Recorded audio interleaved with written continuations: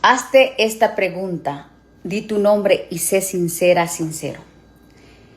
Vidalina, ¿por qué dices que crees en Dios y lo conoces? Pues porque Él hizo el mar, las estrellas y todo lo que existe, y pues toda la gente cree en Dios.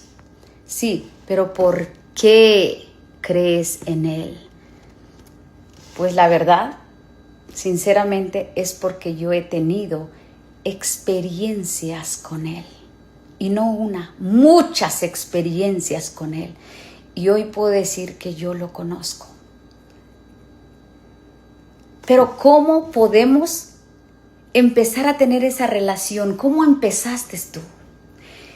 Leyendo su palabra todos los días, orando y teniendo comunión con Él. Es ahí donde Él se manifiesta y es ahí donde empezamos una relación íntima con Él.